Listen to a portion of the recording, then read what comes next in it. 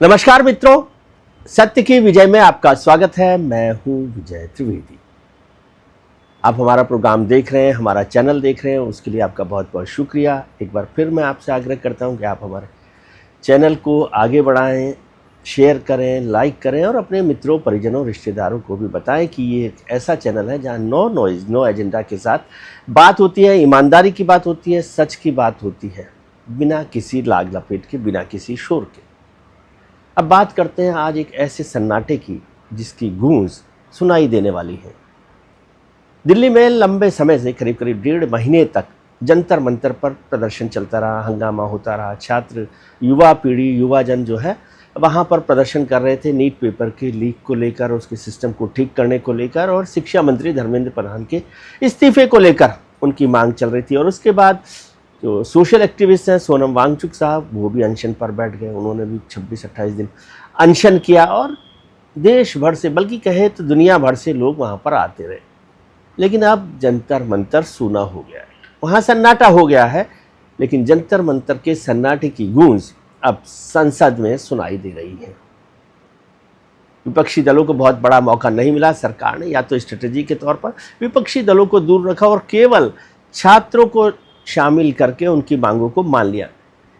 नरेंद्र मोदी सरकार के इतिहास में ये पहली बार हुआ कि इतने कम समय का आंदोलन किसी मंत्री के इस्तीफे के साथ खत्म हुआ। पहली बार ऐसा हुआ, और वो भी कोई राजनीतिक आंदोलन मोटे तौर पर नहीं था। किसी राजनीतिक पार्टी ने इस आंदोलन को नहीं किया था। तो क्या सरकार ने ये कोशिश की कि राजनीतिक दलों को ये ताकत ना मिले, क्रेडिट न मिले, लाभ ना मिले, इसलिए उन्होंने छात्रों के साथ बातचीत की और छात्रों ने उनकी मांग को मान लिया, उनकी बात को मान लिया और सरकार ने छात्रों की बात को मान लिया। अब विपक्षी दलों को लगा कि ये तो मामला गड़बड़ हो जाएगा, ऐसे कैसे चलेगा। राहुल गांधी जी लगातार लंबे समय से, इस आंदोलन से पहले से नीट पेपर लीक की बात कर रहे थे। उन्होंने उसका विरोध भी किया था। धर्मेंद्र प्रधान का इस्तीफा भी वो मांग रहे थे लगातार, लेकिन सड़क पर आकर कोई आंदोलन उन्होंने नहीं किया। हालांकि इस बात को और आगे बढ़ा सकते हैं कि वो तो छात्रों के आंदोलन के लिए जंतर मंतर पर भी नहीं गए। एक दिन अचानक प्रधानमंत्री आवास पर पहुंच गए थे और वहां उन्होंने धरना दे दिया था। तो आम आदमी पार्टी ने कहा कि ये छात्रों के आंदोलन को खराब करने की या डिस्क्रेडिट करने की कोशिश है या उसका लाभ लेने की कोशिश है, और बीजेपी और कांग्रेस सब मिले हुए हैं जी। लेकिन वहाँ पर कोई बड़ा फ़ायदा नहीं हुआ। राहुल जी थोड़ी देर बैठे, अखिलेश जी बैठे, कुछ और लोग बैठे कांग्रेस के सांसद, और वहाँ बात हुई।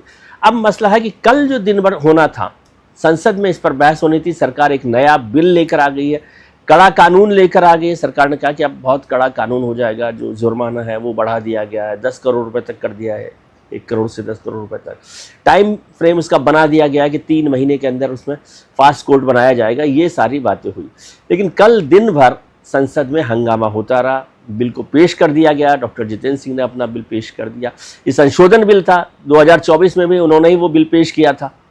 उस बिल में अब बदलाव करके, चलो देर से आई दुरुस्त आई कहना चाहिए, डॉक्टर जितेंद्र सिंह सरकार जिस बिल को खुद ने पेश किया था उस बिल पर तो कोई काम हुआ नहीं। उस बिल को दुरुस्त करके अब नया बिल पेश कर दिया गया है। लेकिन संसद में विपक्षी दल इस बात पर नहीं माने और उन्होंने कहा कि जो छात्रों पर लाठीचार्ज हुआ है, गोली की बात हुई है, पैलेट गन चली है, AK-47 की भी पिक्चर्स आई थी, ये जो सारी बातें उस पर जो होम मिनिस्टर साहब हैं अमित शाह जी, उनको जवाब देना चाहिए। इसको लेकर दिन भर बहस होती रही, हाउस नहीं चला।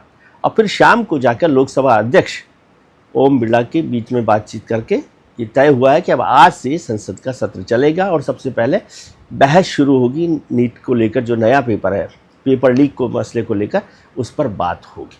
अच्छी बात है, लेकिन ये मौका है सिर्फ पेपर लीक पर बात करने का नहीं। ये मौका है पूरे एजुकेशन सिस्टम पे क्या रिफॉर्म किया जा सकता है, क्या हायर एजुकेशन सिस्टम में रिफॉर्म किया जा सकता है। सरकार बड़ी बड़ी बातें तो करती रहती है, लेकिन बजट जो है वो लगातार कम कर रही है। 2013-14 में जो आम बजट का 4.5% पैसा शिक्षा को मिल रहा था, एजुकेशन को मिल रहा था, वो अब घटकर 2.6% हो गया, यानी करीब करीब आधा हो गया। तो बजट आधा करेंगे, शिक्षा को बेहतर करेंगे, ये मुझे समझ नहीं आता कि कैसे हो रहा है, उस पर क्या काम किया जाएगा। और दूसरी बात, बिल से काम नहीं चलेगा, पॉलिटिकल विल की ज़रूरत है। क्या ये पॉलिटिकल विल सरकार में और विपक्षी दलों में है? क्योंकि केवल मसला केंद्र सरकार का, भारतीय जनता पार्टी की सरकार का नहीं है। देश के अलग अलग राज्यों में भी पेपर लीक होते रहे। कर्नाटक में हुआ है, राजस्थान में हुआ है, पंजाब में हुआ है, माफ़ कीजिए। तो क्या उन सरकारों के शिक्षा मंत्रियों से इस्तीफा लिया गया या दिया उन्होंने? ऐसा नहीं है। तो इसलिए पूरे देश भर में शिक्षा जो है वो राज्यों का भी मसला है, केंद्र का भी मसला है। तो सबको मिलकर एक पॉलिटिकल विल की ज़रूरत है जिस पर चर्चा की जाए, और सरकारों के साथ साथ जो राजनीतिक दल हैं वो सब इस पर अलग से मजबूती से खड़े हों। और बड़ी लंबी चर्चा होनी चाहिए। सरकार की तरफ से कहा गया 6 घंटे की चर्चा हो, मैं समझता हूँ कि 8 घंटे की हो, 10 घंटे की हो, लेकिन केवल पेपर लीक पर चर्चा ना, और केवल इसे पॉलिटिकल बहस ना बना दिया जाए। अब यदि ऐसा कुछ लोगों को लगता है कि अमित शाह जी इस्तीफा दे देंगे, तो वो तो मुझे फिलहाल नहीं लगता है। धर्मेंद्र प्रधान का इस्तीफा हुआ, हाँ, धर्मेंद्र प्रधान के इस्तीफे से एक बात और याद आ गई।